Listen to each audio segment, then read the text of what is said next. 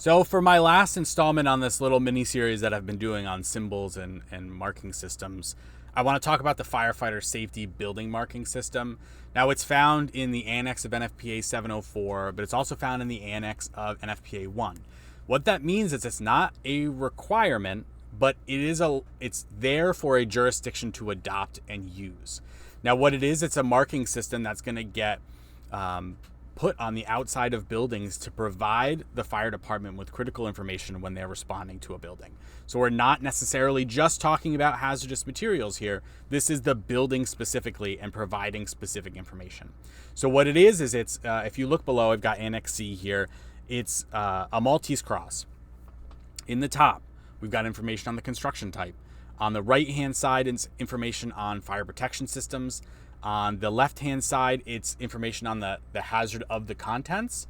And then on the bottom, it's information on the occupancy. In the middle, there's special hazards information. That's not standardized as what goes in there, but jurisdictions can decide what type of information they want to be in the center for special hazards.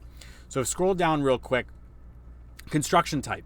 There's different letters, whether it's fire resistive, non-combustible, combustible, ordinary construction, or heavy timbers. That's all critical information for the fire department to know.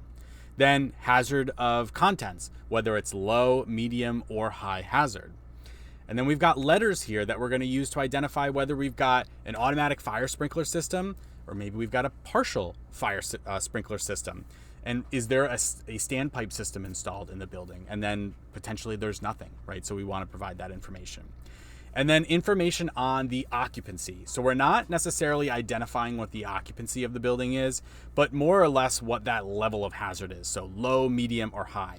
So you see some examples here. So if you've got potentially like a business occupancy, that's going to be a lower hazard as far as occupancy wise than if we potentially had a healthcare facility or maybe a detention and correction facility, right? Because there's a lot more considerations that need to be completed by the fire department when they're responding to an incident in that type of occupancy.